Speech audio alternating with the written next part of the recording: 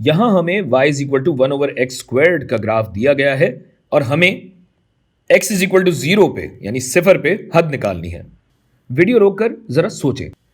اگر گراف پہ غور کریں تو x از اکول ٹو 0 پہ یہ گراف بڑے سے بڑا ہوتا چلا جا رہا ہے یعنی بے حسابی سے لامحدودیت کی طرف بڑھتا چلا جا رہا ہے. ان باؤنڈڈ ہے یا کہیے کہ بے لگام ہے یعنی اسے روک نہیں رہے تو یہ رک بھی نہیں رہا.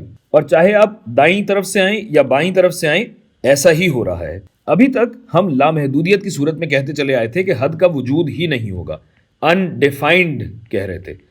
مگر غور کیجئے کہ چونکہ دائیں اور بائیں سمت سے ہم ایک ہی حد کی طرف بڑھ رہے ہیں, گو کہ ہمارے عقل و فہم, شعور اور گراف پر اس کا وجود ممکن ہو نہ ہو, حد کا وجود ممکن تو ہے نا. لہٰذا ہم کہتے ہیں کہ فنکشن یہاں ان باؤنڈڈ ہے, بے لگام ہے, اور یہاں متقارب یعنی ایسمپٹوٹ بن رہا ہے. لکھ بھی دیتے ہیں ایسمپٹوٹ, جس کا اردو میں نام ہے متقارب. ایسی لائن جس کے قریب کرو ہوتا جاتا ہے مگر اسے چھو نہیں سکتا.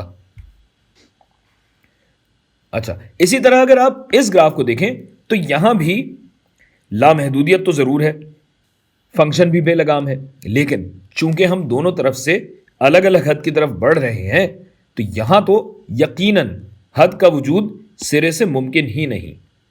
انڈیفائنڈ ہے, غیر معینہ یعنی اس کا تعین نہیں ہو سکتا, جبکہ اس میں تعین ہو ضرور سکتا ہے لیکن ہم ابھی نہیں کر سکتے.